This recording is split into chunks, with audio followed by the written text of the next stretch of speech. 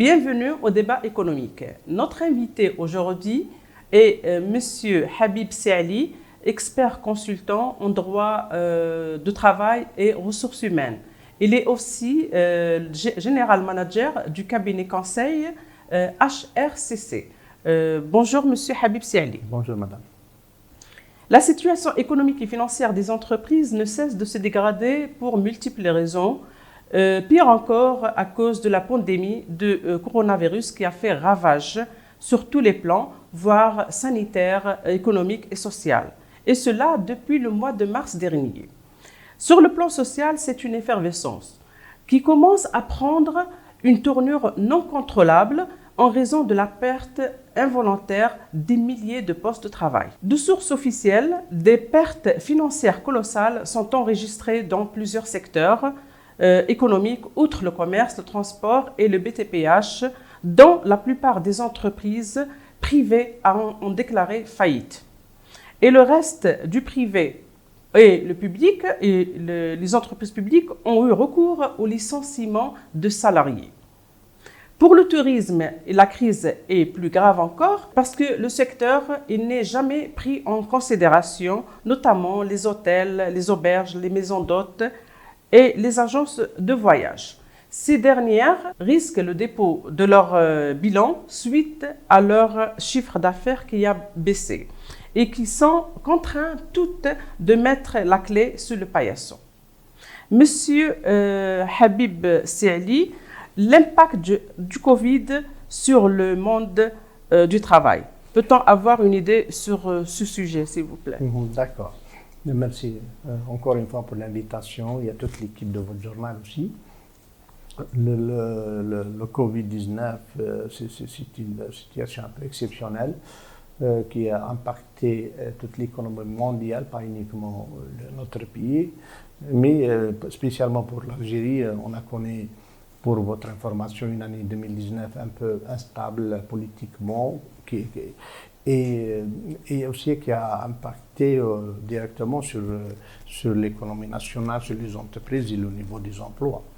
Et en 2020, on a vu l'arrivée de cette pandémie qui a un peu paralysé toute la chaîne économique, surtout la nôtre. À partir du mois de mars, le gouvernement a commencé à prendre une série de mesures. En premier lieu, c'est l'urgence sanitaire qui a primé et on a vu un peu l'installation de cette commission de veille sanitaire. Il y a tout un arsenal juridique qui a été promulgué en ce sens. Il y a une série de mesures pour la distanciation sociale, le mouvement des personnes et en même temps, nous avons constaté que des pans entiers de l'économie ont été semés d'arrêter. Le secteur du transport, du tourisme, comme vous l'avez souligné, je pense que vous êtes au courant de la situation catastrophique de ce secteur. Et c'est pour ça l'impact négatif et la surprise n'a pas laissé un peu le temps à tous les acteurs économiques et le gouvernement pour faire face sérieusement à cette pandémie.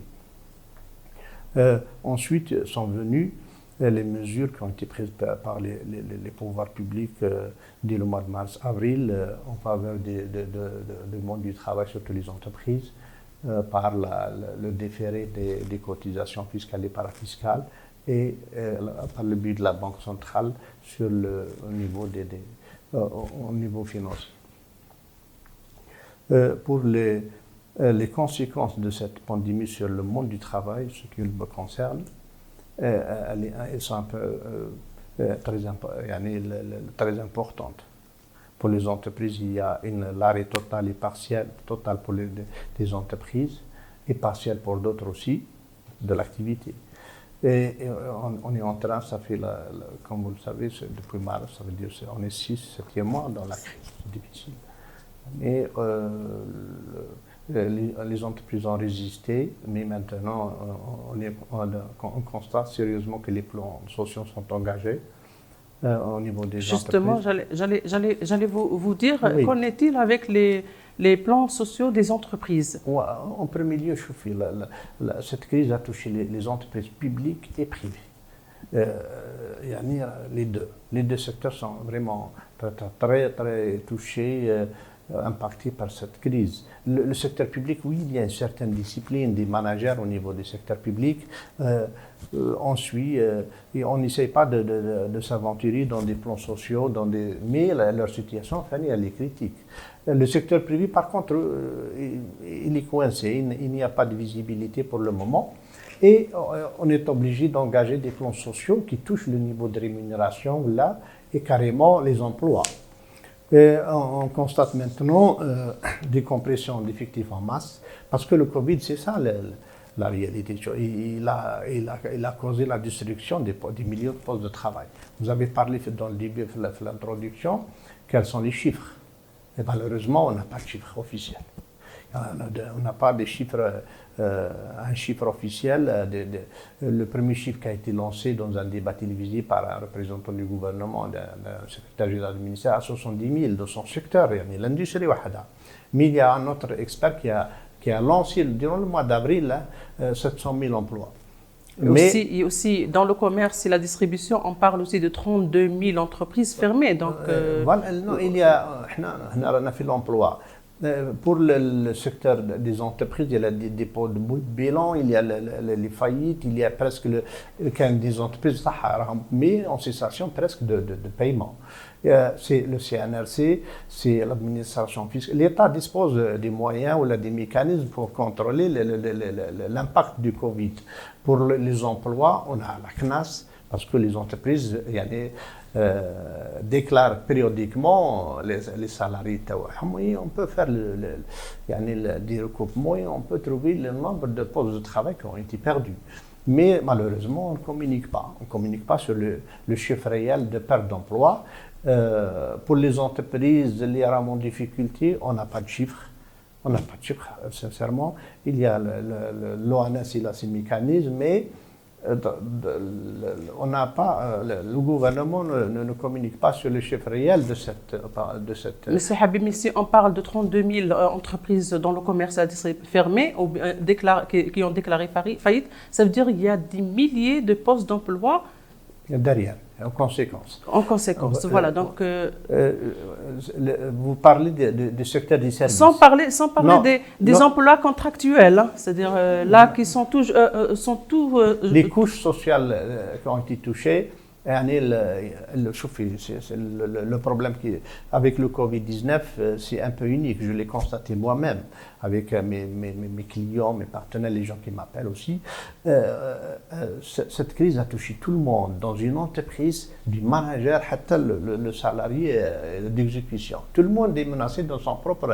On n'a pas de visibilité. Il n'y a pas une incidence sélective.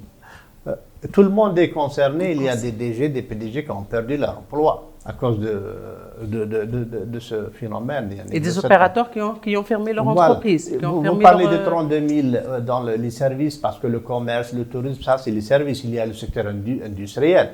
Vous avez constaté vous-même le secteur de la construction, parenthèse, automobile. Et ça, c'est pas le Covid, ça, c'est des décisions du gouvernement qui ont opté pour une autre politique qu'on la respecte. Mais derrière, il y a des millions de gens qui sont en attente. Il y a des administrateurs qui ont été désignés et on constate récemment qu'il y a issu des plans sociaux ou bien des annonces de départ volontaire. C'est pour ça que nous souhaitons que le gouvernement s'implique davantage dans l'accompagnement des entreprises et des employés aussi. Il y a un rôle social de l'État. Il ne faut pas laisser les choses se détériorer. On ne souhaite pas. Ça fait 6 mois. Les mesures qui ont été prises sont insuffisantes dans le monde du travail. Pour le côté sanitaire, oui. Le résultat le prouve le contraire. Ça va. On est parmi les pays qui ont réussi une sortie honorable des impacts du Covid. Mais dans le monde du travail social, le problème de la gestion des crises connaît quelques difficultés. On souhaite maintenant l'installation de cette commission de veille économique. Elle a été déjà installée d'une manière indirecte. Mais il faut se pencher sur le monde du travail, sur les milliers d'entreprises que vous avez citées. On est dans un journal économique. C'est ça, la pérennité de l'entreprise et la sauvegarde de l'emploi. C'est ça un peu les objectifs pour les 3-4 mois de l'année 2020, parce que 2020, c'est une année noire pour tout le monde, pour l'économie nationale, les entreprises et l'emploi. Il faut l'oublier, mais il faut faire vite pour au moins garder les emplois, et sauver les entreprises aussi. Et comment les garder alors que déjà le problème économique persiste, c'est-à-dire on ne trouve pas une issue favorable, une issue de sortie de crise depuis des décennies pour l'économie nationale. Le gouvernement actuel n'est pas gâté par les événements, sincèrement, parce oui. que, il faut dire la vérité, il y a une année difficile en 2019, et 2020, ça prend devant une crise multidimensionnelle. Le Covid, il a impacté tout le monde. On est en état de guerre, tu peux le dire. C'est une économie de guerre. Notre gouvernement n'est pas, on n'a pas l'expérience de gérer ce genre de crise.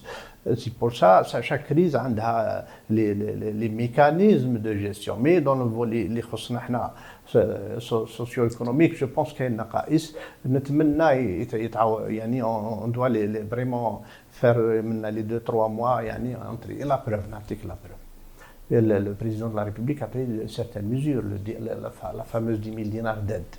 Il s'y plaint lui-même qu'il y a vraiment l'administration un peu à n'a pas bien... Qui ne fait pas son travail, voilà, c'est-à-dire correctement. L'administration est connue. Voilà. Deuxième décision, il y a les 30 000 dinars qui ont été décidés en faveur des transporteurs. De quelques fonctions et métiers. On vise, par exemple, les taxieurs, même le tourisme. On essaye d'aider ces couches défavorisées par une aide de 3 mois à hauteur de 30 000 dinars. Effectivement, le président a pris une décision et pour la première fois, il est en train de fixer des délais d'exécution de ces directives et de ces recommandations. Le texte a sorti, ça fait le début du mois d'août, mais ça fait 1 mois le texte d'application marche. Vous avez vu un peu le retard qu'on est en train de prendre. Cherchons les raisons, la mesure prise par le président de la République doit être mise en œuvre. Il y a des millions de gens qui attendent. C'est ça un peu oui, il y a une décision, 30 000 dinars, le décret Khraj, mais les mécanismes de mise en œuvre, il y a un déficit en matière de management de crise. On le constate, la surprise de cette pandémie n'a pas permis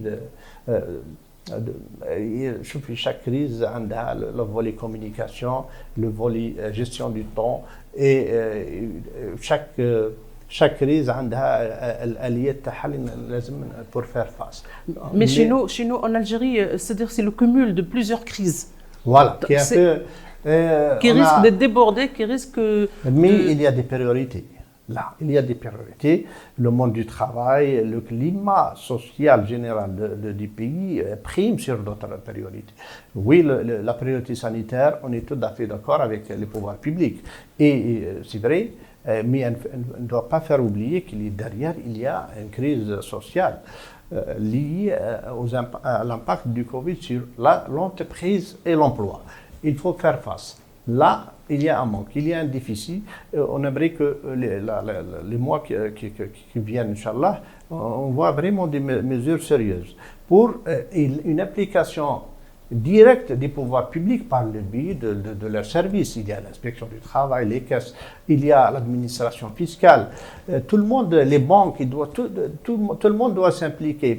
On est en train, dans le monde du travail, de gérer administrativement la crise. Il y a des communiqués et les décrets, mais sur le terrain, on n'a rien. Chaque jour, les journalistes, ils ont des plans sociaux à engager. Le chômage s'allonge, le nombre de chômeurs s'allonge, la dégradation des conditions de vie, le pouvoir d'achat diminue. Donc, comment peut-on trouver des mesures adéquates pour une telle crise, M. Habib? Il y a, au début, j'ai suivi un peu l'actualité du gouvernement en matière de gestion du monde du travail, ce qui me concerne. Effectivement, il y avait toujours dans les communiqués que l'État va prendre en charge l'impact financier, économique du Covid sur le monde du travail, sur l'entreprise et sur l'emploi. Mais toujours, il y a une petite phrase sur qu'il y a, on doit faire l'évaluation nécessaire. Mais ce préalable, il y a toujours le risque que les entreprises font fausses déclarations. C'est ça un peu qui bloque pour certains, ils dans l'action. Mais comme ils ont fait les autres pays, pour les salariés ou les entreprises organisées, on peut -1, la situation de mois de février, de juillet, les déclarations de salaire, si on veut faire vraiment dépenser des aides en faveur des entreprises et des salariés. Et il y a des solutions, on peut installer des commissions interministérielles, là, et on engage directement. On est passé en 1994 par le plan d'ajustement structurel. Lorsqu'on était en négociation avec le FMI, l'État a décidé de se passer des milliers d'entreprises du public. Mais on a installé une commission au niveau du wilaya et une commission centrale. Les choses se sont passées très bien. Malgré il y avait des difficultés financières, mais on a créé la CNAC pour ce dossier. On a promulgué des textes de loi, les décrets de 1994. Et on a essayé, la CNAC a pris 200-300 000 personnes à l'époque de 1997, tel 2001-2002. C'est ça, si on veut, c'est ça les outils de comment faire face à une crise. Et avec tous ces outils, M. Habib, le taux de chômage est toujours élevé. Pourquoi Est-ce que l'informel domine de telle sorte qu'il récupère les chômeurs là? On a dans plusieurs forums, on a répété les chiffres, les rames officielles. Donc, on a l'ONS en 2018 de 11 millions à 12 millions de population active. Mais 2019, avec la crise du Hirak, là, je pense que le chiffre a diminué. Le BIT, il tape sur 12 à 13 millions pour une population active sur 40 millions d'Algériens en plus. Le chiffre en 2020, on ne sait pas comme population active. Le Covid, combien il a détruit d'emplois? On n'a pas de mécanismes parce que l'État dispose les mécanismes de la Caisse nationale d'assurance chômage, elle est là, mais dommage pour le département du ministère du Travail n'est pas impliqué davantage dans cette crise. Il a les différentes questions. Mais la CNAC elle n'est pas visible dans cette crise. Elle n'est pas visible, c'est son rôle. Tout le monde cotise à ce régime de sécurité sociale qui a fait 1,5%. Et le rôle est primordial dans cette crise. لو تدخلت la CNAC ou quand une situation financière مليحة, elle aurait dû soulager au moins l'action du gouvernement. L'action du gouvernement quand ça un support efficace pour endiguer ou pour faire face à la crise. Et justement, le gouvernement, sur quelle base, donc, s'il n'a pas tous ces outils nécessaires, comment il peut prendre des mesures en faveur du monde d'emploi? Je fais donc un article exemple. Lorsqu'on décide une allocation de 30 000 dinars et le texte... Qui profite de cette aide? Le texte a été promulgué. Je fais l'administration algérienne, il ne faut pas vraiment les critiques à c'est son mode de management. Lorsque vous décidez quelque chose, les réflexes un bureaucrate algérien ou l'administrateur, c'est le papier, c'est le dossier, il va et la mesure fait charger. Mais on aurait dû détourner un peu comme à quelques pays par la nouvelle technologie, quelques applications, on aurait détourné la bureaucratie algérienne. Dans un pays, ils ont créé des applications, les gens entrent et ils vont saisir les données ou les bourses ou les aides, ils entrent directement. Mais on critique l'administration, mais la formation les réflexes, c'est ça, il faut un changement des méthodes de gestion de notre administration et des formations, mais on est pris par le temps, on nous dit contourner les obstacles de l'administration par d'autres moyens. Mais la CNAC, elle est prête, elle est موجودة في الجزائر, 48 agences.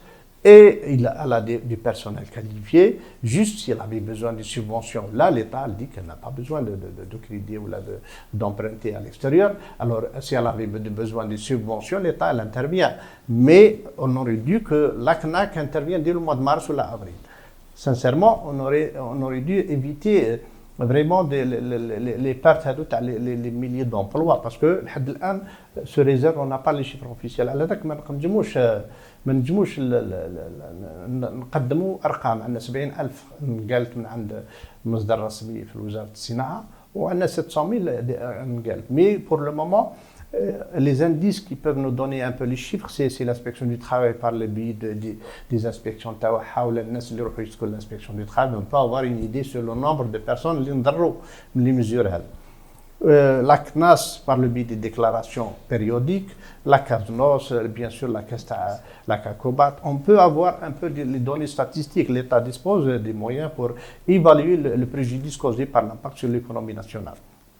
Et en plus, les entreprises, pas uniquement au niveau de l'emploi, qui sont, les entreprises économiquement sont à l'arrêt, total, partiel, parce que les bateaux, le transport à Habs, difficilement, malgré les mesures intéressantes prises par le gouvernement, où ils ont allégé un peu les procédures de confinement, mais l'activité reste toujours... Le transport est toujours bloqué. C'est-à-dire, là, d'ailleurs, ça a permis même aux transporteurs, certains taxieurs, par exemple, si je prends le transport, qui travaillent aussi au noir, c'est-à-dire avec l'aide de l'État, il n'y a pas aussi un contrôle rigoureux.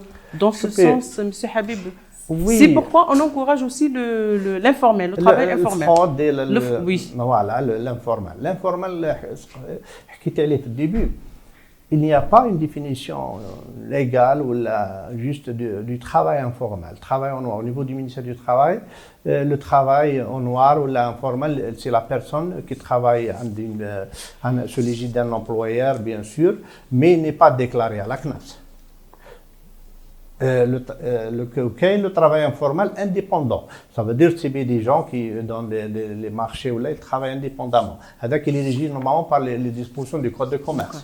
Il est un salarié. C'est ça un peu les couches qui ont été impactées par la crise aussi. On n'a pas de chiffres. On n'a pas de chiffres parce qu'il n'y a pas une contractualisation. Et la cessation de la relation commerciale ou de travail, elle est plus facile que dans les relations qui sont formalisées par des contrats de travail. Parce que il y a le contentieux ou les plans sociaux qui managent. Il faudra que les entreprises ont engagé des dizaines et dizaines de plans sociaux, les moraham, ils ont des compressions d'effectifs, qui va prendre les gens. Parce que le dispositif actuel de la CNAC qui parle de licenciement économique, il est vraiment lourd, il est coûteux et les entreprises ne veulent pas. C'est ça, on aurait souhaité l'intervention parce qu'en 1994, on a instauré la contribution d'ouverture de droit. La CNAC, ils ont vu nécessaire une contribution des employeurs pour renflouer ces cas et payer les indemnités de chômage. Mais maintenant, les gens, ça fait de 20 ans ou 25 ans, les cotisations, en retour, ils n'ont rien. Maintenant, c'est le temps de les prendre en charge. Supprimer la COD, c'est l'une des premières mesures que les pouvoirs publics. Vous parlez comment prévenir et pas créer l'emploi, sauvegarder l'emploi. Ne serait-ce, oui. Et on la contribution d'ouverture de droit aux entreprises. Et on subventionne la CNAC en difficulté. L'essentiel, si on lance des mesures, il y a toute la visibilité. Les entreprises, ils vont surseoir aux mesures de compression qu'ils vont prendre. S'ils vont vraiment, ils seront contactés par la CNAC, elle va prendre au moins une partie du salaire.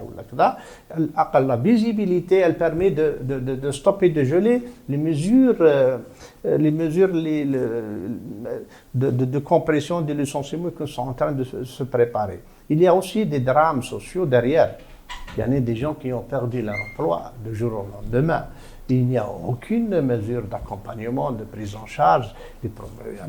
On vit que les gens sont laissés pour compte. L'entreprise et le salarié. L'entreprise et le salarié, c'est le laisser faire quelquefois. C'est pour ça que l'État dispose des mécanismes pour faire face à cette pandémie dans le monde du travail. Mais justement, est-ce qu'on peut dire que tous ces mécanismes ne sont pas fiables? Là, non, ils doivent être réactivés. Réactivés et actualisés. Actualiser quelques dispositifs réglementaires et juridiques, c'est tout. Mais les gens, les pouvoirs publics, le président de la République, le gouvernement doivent. On a vu récemment qu'il y a quelques départements qui sont semés par le président par des délais. Vous avez vu? Parce que apparemment il y a un manque de retour dans les délais et c'est pour ça il faut sommer les départements concernés. Le département le plus important pour la gestion de la crise en matière de monde du travail هي وزارة العمل ولكن راهي بلا وزير. Vous avez compris la démission de l'ex. Le ministère le plus important, on aimerait bien qu'il s'implique. Est-ce que la présence d'un ministre, enfin, du monde du travail est indispensable alors que le déficit existe, perdure depuis des décennies, monsieur? Lorsqu'il y a une absence du chef, il y a des ministres, les autres ne bougent pas. Les autres départements ne bougent pas. Est-ce que l'inspection de travail a, par exemple, bougé depuis des décennies? Est-ce que, oui, on a toujours un problème de chiffres. Chacun a le rôle. Mais quelquefois, on a pris des mesures nécessaires. On n'a pas créé une commission, une cellule de crise concernant le monde du travail. Et on a impliqué tout le monde par le biais d'un décret, d'un texte. Les personnes ne bougent pas. Ils doivent faire le travail traditionnel. Il y a de l'information, on fait semblant qu'on travaille aussi, quelquefois, mais l'État a des mécanismes, un dispositif qui peut faire face partiellement ou à un certain niveau de la crise. Mais on est dans une situation de l'urgence, on ne fait pas. Wait and see. Mais est-ce que la création d'une une commission de travail peut faire grand chose? Vous parlez d'une commission de veille économique. Oui. Le Premier ministre parle d'une commission de sauvegarde, donc elle est limitée par le temps. C'est durant la crise sanitaire. Dès le mois de mars, j'ai fait sur mes postes. Je ne l'ai pas inventé. J'ai vu que d'autres pays l'ont fait. Oui. Veille économique et sociale. Et une commission de veille économique qui rend des chiffres.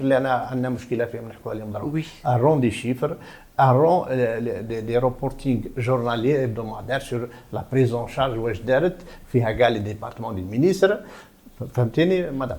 Donc, cette commission, c'est elle qui rend compte de l'état d'avancement des instructions du président de la République. Mais la sauvegarde, on est en train de faire des textes, on est en train de faire la gestion administrative de la crise. On fait des réunions, vous avez vu avec les partenaires sociaux, chacun a parlé, le concret, ça fait, pour une crise, une gestion, le facteur temps est très important. Le facteur temps est très important et on n'a rien de concret. Et on a vu les conséquences, les conséquences sont là. L'impact du Covid, il a tué des êtres humains et il tue maintenant les entreprises et les emplois. Dans le secteur sanitaire, d'accord, l'État a pris les mesures, elle a instauré des protocoles sanitaires, les mesures, le canon, les moyens sont mis. Mais dans le monde du travail, dans les mesures le mois d'avril, uniquement ils ont déféré, reporté les échéances. Il n'y a pas eu une exonération de paiement là. Deuxième, le 10 000 dinars a été déjà, elle n'a pas été bien exécutée par l'administration. Les 30 000 dinars, j'ai peur qu'il va connaître le même sort que la fameuse allocation de 10 000 dinars. Il faut donner ce travail aux professionnels. Le professionnel, c'est quoi? C'est les caisses. L'administration, il faut l'éloigner, il faut donner cette mesure aux caisses. Au niveau de l'action sociale, le ministère de l'Action sociale dispose d'une agence. Une agence spécialisée, elle est compétente, elle est là. Le ministère du Travail, on a des caisses. Mais il faut éloigner l'administration, la gestion bureaucratique d'une mesure très importante pour les entreprises et pour les salariés. C'est ça. On peut impliquer davantage la Caisse nationale d'assurance chômage pour le monde du travail. Pourquoi pas la CASNOS ou bien d'autres caisses pour les non-salariés, parce que vous avez parlé de la NES, les couches défavorisées, comment les prendre en charge? Comment les prendre en charge? Le ministère de la Solidarité nationale aussi dispose d'une agence de développement social. L'ADS. Donc l'ADS, voilà. Oui, ça veut dire charger l'ADS pour les couches défavorisées et charger la CNAS pour les personnes structurées les cotisent à ce régime. Mais pour l'ADS, elle aura ce rôle-là, elle est présente qu'à Wilaya. Le problème ne se pose pas. Tu charges les communes, la mairie, ou plusieurs intervenants pour faire des listes, pour que on se perd. On se perd. Mais la nouvelle technologie, elle est la bienvenue. On a un ministère dédié à ça. C'est son rôle aussi d'aider ces casques pour écourter les délais et être plus efficace. Il y a les solutions sont là, madame. On a besoin. L'État. Les solutions existent, mais le taux de chômage augmente de jour en jour. Les conditions de vie, le pouvoir d'achat diminue. Est catastrophique en ce moment, il faut le dire. Voilà. Non, on ne communique pas sur les chiffres. Hein. Est-ce que si la situation perdure, donc on risque beaucoup de problèmes face à ces multiples crises, parce qu'il ne s'agit pas de la pandémie de coronavirus. Et c'est l'association. Déjà notre économie est à genoux. الوضعية الاجتماعية هي مهمة بالنسبة للدولة. يعني la situation, le climat social dans une entreprise ou au sein de l'État, c'est très important. يعني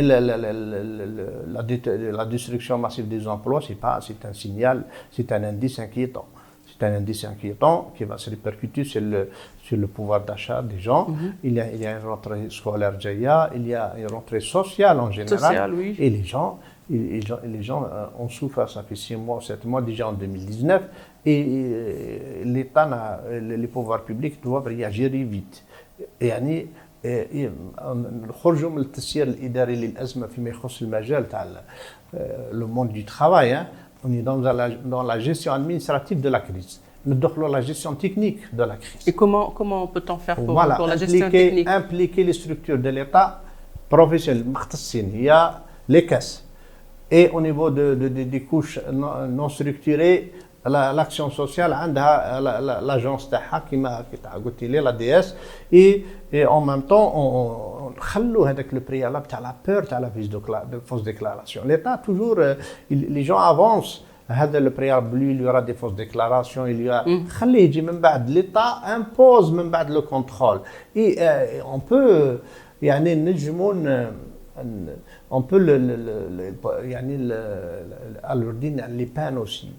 يعني quelqu'un qui fait fausse déclaration là نخرجوا les textes nécessaires pour faire face à ça. Mais ما يبقاش هذاك le préalable ما نديروش بنبرر به l'inaction تاعي. هذا وشفت أنا les communiqués pour eux l'évaluation on ne peut pas l'avoir. Il y a le risque de بحال الناس دير des fausses déclarations là. Mais هذا غير مبرر ما دير والو.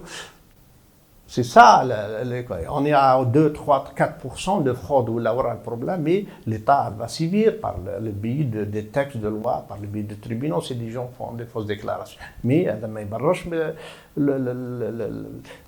la non-gestion de la crise dans le côté social.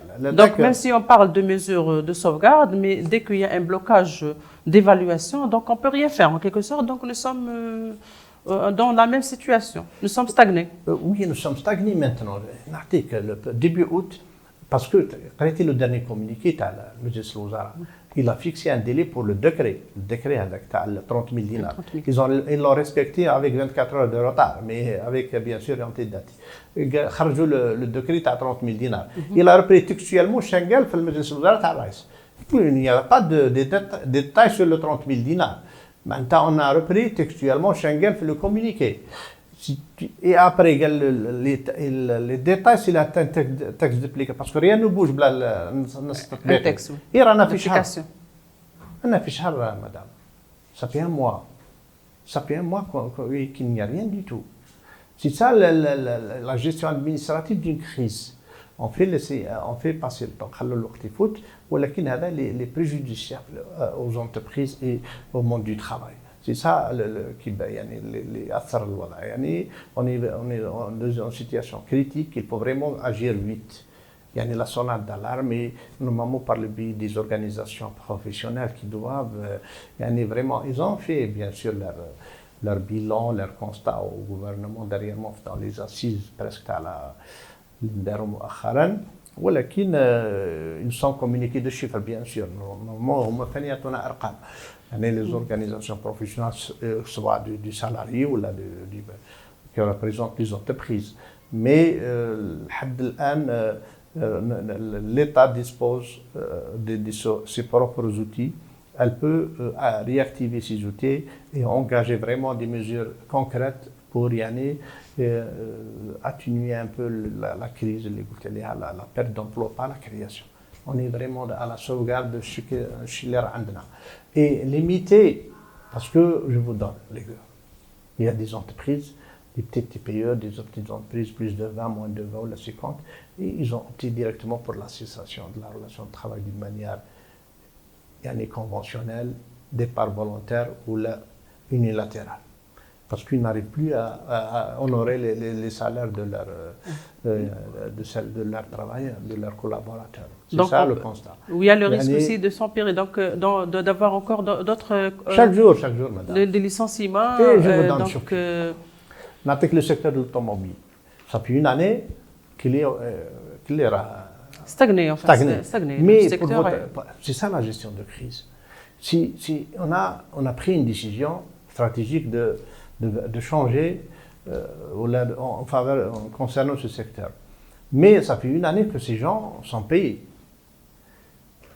On a désigné des administrateurs et les gens sont payés. Mais à l'époque, si j'ai pris la décision pour les administrateurs, 45 jours pour qu'ils liquident tout. 30-45 jours, يعني ربحنا 15 mois هذه ولا 12 mois اللي داو عند السالير سون كونتربارتي. ما كاين ضد ولكن voilà l'efficacité. Maintenant ils sont payés, maintenant je dois aussi payer la rupture de la relation de travail ou la négocier. C'est ça un peu il faut perdre c'est l'État doit vraiment gérer bien la crise. Il faut la mettre entre les mains des professionnels aussi. Il faut vraiment bien choisir. On n'est pas dans la gestion bureaucratique. La crise a les mécanismes, surtout dans le domaine social et économique. Il ne faut pas, on rentre dans les déclarations, les communiqués, les textes, l'action, on ne la voit pas. Dans le monde du travail, malheureusement, on n'est rien. Des petites sorties médiatiques, mais leur efficacité sur le vécu du monde du travail, on n'a pas. Elle doit s'impliquer davantage, on doit accompagner par le biais de l'inspection du travail, parce qu'on a l'inspection pour assister les entreprises dans les négociations des volets sociaux, leur montrer les textes de loi, parce que là, vraiment, elles sont perdues. Unique, le texte à la CNAC, il est un peu dépassé par les événements, il faut l'actualiser. Même l'inspection du travail, c'est-à-dire son rôle est vraiment très très limité, donc c'est-à-dire aller faire des contrôles ou des visites inopinées, bon, pour certains. Je trouve le monde du travail, il est vraiment en situation de détresse. حاليا زيد تضغط عليه بلو كنترول ثاني سي ديفيسيل. انا j'ai fait une proposition à l'essentiel, on peut surseoir même aux mesures de contrôle pendant les 4-3 mois. Le contrôle fiscal, le parafiscal, les entreprises sont impactées au contrôle. Il faut pas il faut surseoir à ces mesures le temps que les entreprises reprennent un peu l'activité. L'accompagnement, c'est son rôle positif dans la négociation, de montrer les textes. هذا هو الدور تاع اي اداره مفتشيه العمل والضرائب ولا المنسا ولا les caisses. C'est ça, mais augmenter le contrôle ou là pour pénaliser les gens, et voilà. Donc, M. Habib, en quelque sorte, un petit peu, nous sommes vraiment dans une crise, d'ailleurs qui risque de perdurer, et il n'y a pas d'issue favorable jusqu'à ce jour. C'est-à-dire. C'est la volonté des politiques. Et la volonté des hommes aussi. On peut faire face facilement. Juste trouver les solutions nécessaires, ils sont là. كاينين موجودين الحلول. Alors qu'est-ce qui manque? Il y a un souci. On peut pas aller plus loin في le débat تاعنا, ولكن كاين un déficit de management de la crise sociale. Il y a un sérieux ماناش عارفين السبب تاعو. on aimerait savoir. ولكن الحلول كاينين madame. On aimerait bien que le gouvernement s'implique davantage à leur tête. Quelquefois, si les choses perdurent, c'est l'arbitrage de M. le Président de la République qui doit intervenir et vraiment mettre un terme à ce blocage qui s'exerce. Et on a vu qu'il y a des tentatives de déstabilisation dans tous les domaines, mais dans le domaine social, ce wait and see, cette inaction, elle est vraiment inquiétante. Et c'est pour ça il y a des solutions. L'État dispose, les gens parce que c'est des dizaines d'heures, on a travaillé dans les années 90, c'est vraiment un travail, un suivi, 21 heures ou 18 heures, parce que on doit s'impliquer davantage, l'État dispose des mécanismes, on doit impliquer les organisations patronales, les salariés, les entreprises dans un débat consensuel. Inch'Allah. Merci beaucoup, M. Habib Saadi. Merci de nous avoir suivis. À la prochaine fois, Inch'Allah. Merci beaucoup.